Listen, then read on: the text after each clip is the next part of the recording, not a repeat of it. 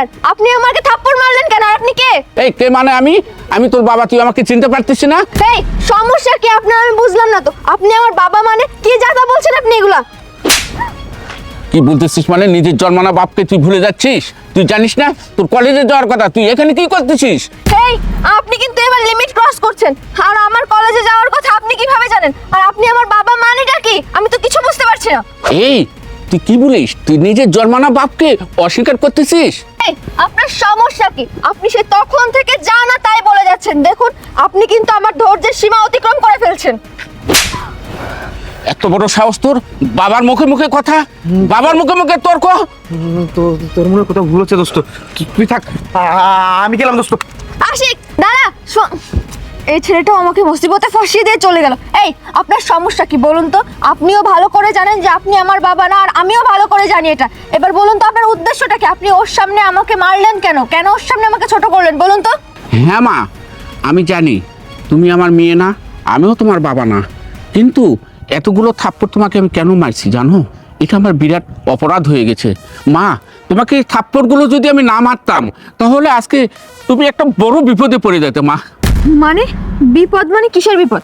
কিসের বিপদ সেটা আমি পরে বলতেছি মা। তার আগে তুমি বলো তো মা, তোমার সঙ্গে যে ছেলেটা ছিল ওই ছেলেটা কে? এই ওই ছেলেটা কে মানে? ওই ছেলেটা কে সেটা জেনে আপনি কি করবেন? আর আপনার সঙ্গে আমি এত কথা কেন বলছি? যাই হোক, তারপরেও আপনি যখন বললেন যে আমি বিপদে পড়তাম, ঠিক আছে আপনাকে আমি বলছি, ওই ছেলেটা আমার বয়ফ্রেন্ড হয়। এবার বলুন কি সমস্যা? কি? ওই ছেলেটা কিছুক্ষণ আগে কি কাজ করে আসছে সেটা তুমি জানো? কি তুমি এমন জানো কাজ না মা, করছে? তুমি যদি জানতে তাহলে ওই ছেলের সঙ্গে তুমি মিশতে না। এই আপনি কি আবোল তাবোল বলতেছেন তখন থেকে? বলুন তো, এতক্ষণ আপনি আমাকে মারলেন, এখন আবার আমার বয়ফ্রেন্ডের নামে উল্টোপাল্টা বলছেন। কি এমন করেছে ও বলুন তো? শুনতে চাও মা তোমার বয়ফ্রেন্ড কি করেছে? তাহলে শোনো। যাক, স্পিডটাও হয়ে গেছে। আশেপাশে কেউ নেই তো? না, কেউ নেই। এখন আমি আমার কাজটা করে ফেলি।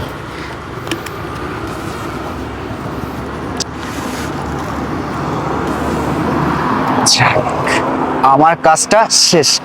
এখন আমি এই স্পিডটা আমি আমার বৃষ্টিকে খাইয়ে তারপর আমি আমার ইচ্ছাগুলো পূরণ করব। আজকে অনেক দিন পর আমার চাহিদা পূরণ হবে। চাই ওকে নিয়ে আজকে আবাসিক হোটেলে যাব।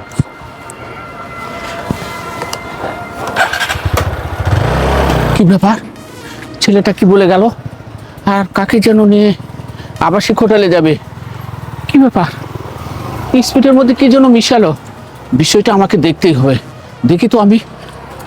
শুনলে তো মা?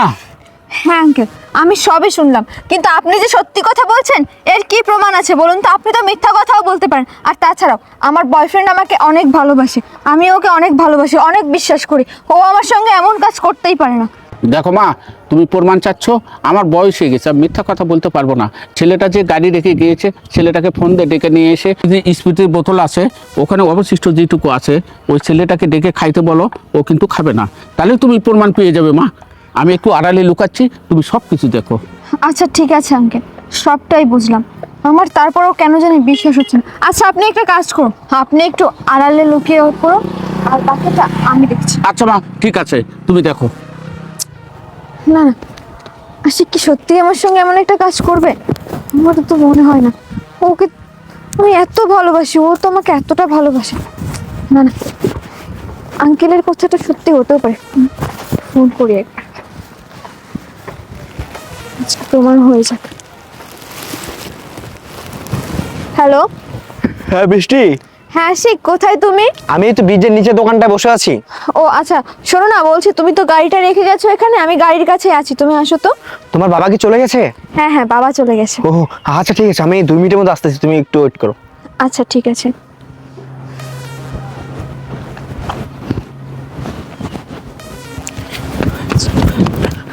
বৃষ্টি, তোমার বাবা চলে গেছে? হ্যাঁ আমার বাবা চলে গেছে, কিন্তু আশিক তুমি একটা কথা বলো তো, তুমি তখন আমার বাবাকে দেখে এভাবে দৌড়ে পালিয়ে গেলে কেন? আরে মাথা মোটা, আমি তোমার বাবাকে দেখে পালাবো না তো কি করবো? আরে তোমার বাবাই কত। আর দ্বিতীয়ত তুমি কি করেছো, তুমি স্কুলে না গিয়ে আমার সাথে দেখা করতে আসছো। তোমার বাবা যদি জানতে পারতো যে আমি তোমার বয়ফ্রেন্ড, তাহলে তোমাকে এখানে জ্যান্ত পুঁতে ফেলতো, সাথে তো আমাকেও। এই জন্য পালিয়েছি আর কি। আচ্ছা, কিন্তু আশিক আমার কেমন যেন একটু অন্যরকম মনে হচ্ছে।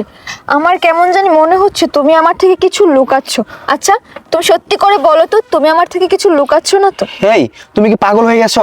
আমি তোমার কাছ থেকে কি লুকাবো? হ্যাঁ, আমার সাথে যখন যেটা ঘটে যেত বা আমার লাইফে যখন যেটা হতো, আমি তোমাকে সবসময় সেটাই বলতাম। আমি তোমাকে অনেক ভালোবাসি, তোমার থেকে আমি কখনো কিছু লুকিয়েছি আর কখনো লুকাবো না। আচ্ছা ঠিক আছে, যাই হোক বাদ দাও। শোনো না, বলছি কি, তুমি অনেক কষ্ট করে দেখলাম দৌড়ে দৌড়ে আসছো, তুমি নিশ্চয়ই অনেক ক্লান্ত, অনেক হাঁপিয়ে গেছো, গলা শুকিয়ে গেছে না? নাও এটা খেয়ে নাও। এই না, আমি হচ্ছে ওখানে বসে আমার ফ্রেন্ডের সাথে চা কফি খেয়ে নিয়েছি, আমার গলা শুকায়। ঠিক আছে ঠিক আছে। আরে খাও তো। এই না, আমি এটা খাবো না। কেন খাবে না? এটাতে তো বিষ নাই রে বাবা, খাও তো। আরে এটাতে 20 টাকাতে চেতনানাশক ওষুধ আছে। এই জানোয়ার, তোর লজ্জা করলো না?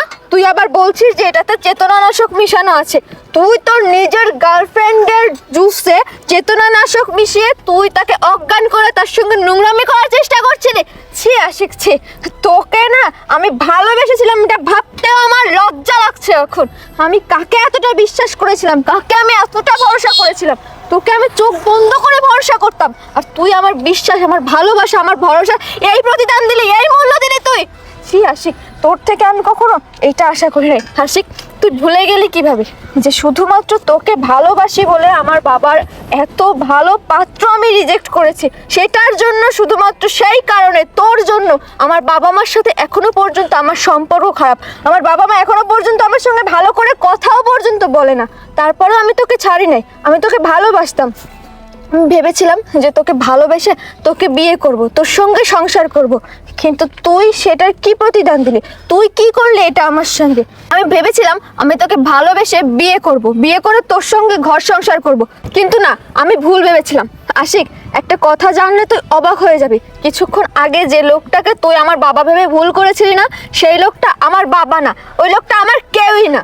ওই লোকটা শুধুমাত্র আমাকে বাঁচানোর জন্য, তোর এই নোংরামির হাত থেকে আমাকে বাঁচানোর জন্য আমার সঙ্গে এই নাটকটা করেছিল, এই থাপ্পড়ের অভিনয়টা করেছিল। আঙ্কেল, একবার আসুন তো, দেখ তো চিনতে পারিস কিনা? এই সেই লোক যার জন্য তোর এই নোংরামির হাত থেকে আজকে আমি বাঁচতে পেরেছি। আজকে যদি উনি না থাকতো, না জানি তুই আমার সঙ্গে কি কি করতি। তোর পাতা ফাঁদে পা দিয়ে আমি হয়তো বা আমার সব কিছুই হারাতাম। আঙ্কেল, আপনাকে না অনেক অনেক ধন্যবাদ আমাকে বাঁচানোর জন্য। আসলে আপনি আজকে যে কাজটা করেছেন, এই কাজটা একটা বাবাই তার মেয়ের জন্য করতে পারে। আঙ্কেল, কিছু যদি মনে না করেন, আমার বাসায়ও আমার বাবা মা আছে। আপনি কি এরপর বাসায় যাবেন আমার সঙ্গে?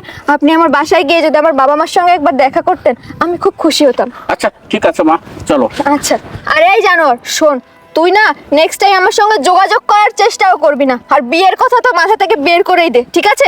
থাক তুই তোর মতো। আঙ্কেল আসুন।